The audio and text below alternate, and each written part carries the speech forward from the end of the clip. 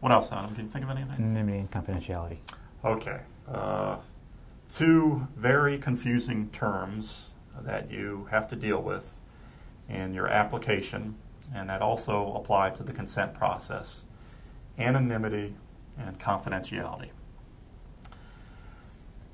You will find in the application there's a point at which you have these checked boxes again, and anonymity and confidentiality, I think, are listed right by each other. And a lot of times on the form, we'll see both of those items checked off.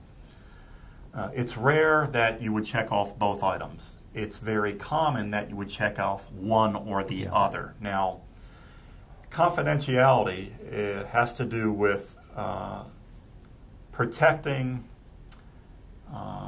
kind of the person's privacy, and in Adam's case, I believe that he did have to discuss the confidentiality of information and so forth that you're going to be collecting. So my study would be considered confidential because I know who the individuals are, and because I as the researcher know who they are, no one else will, because I'm going to protect their identities from everyone else.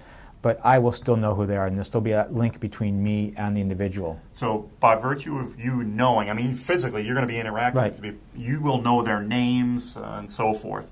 By virtue of you simply knowing them, seeing them, that eliminates the anonymity. Yeah, it if couldn't possibly things are totally anonymous, then I, as the researcher, don't have a clue about the identity. I don't know your name, your social security. I don't know anything about that. That's purely anonymous. No link, no knowledge of who the participants are. But in your case, as you pointed out, we don't have an anonymous situation. Doesn't mean we have problems. It means that you're going to take measures to protect the confidentiality of the information. Exactly. Okay. And you mentioned that specifically, how will you do that? You're using pseudonyms. And not releasing any identifying characteristics. Right. So good ways to protect confidentiality include using pseudonyms or codes. A little caution here. A lot of times when people use codes to maybe, let's say you're collecting information, you've done surveys with people, when you write up your input, the quotes from people who have given you information, you're using pseudonyms and all that. That's great. So you can use a pseudonym.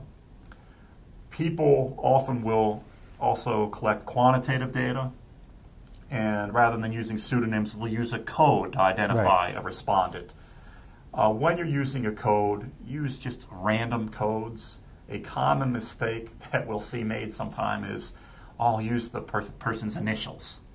I'll use their UHID number. Okay. You don't want to use anything that could possibly be linked to that person's name and identity. So make up a truly random type of code, A4QZ7. No way will that be linked, okay? And you will retain, you're the only one who's going to retain that code to name, right? For your records, you have to have that. And let's talk about that.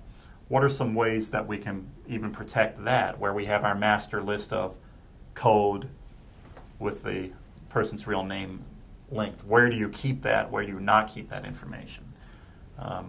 Standard wording that you'll see in many forms is that you will keep your records like in a locked file cabinet until such time that you don't need those records, and you'll destroy those kinds of records. Okay.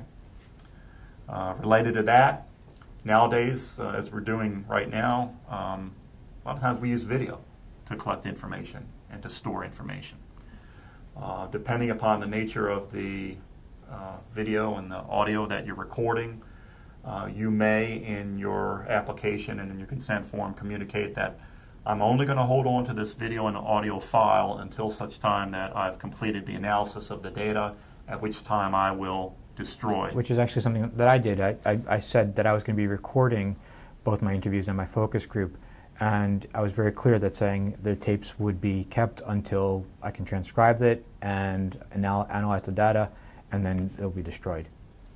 Let's take that a step further, because some of the most interesting research that comes out actually is in video form, and it's great to see people right, actually talking and addressing it live. So if you had a need and you wanted to retain the video, you interviewing me, right, and we wanted to use that in the future so that it does kind of help us generalize the knowledge that you learned from your right. study. We might want to use that in classes in the future.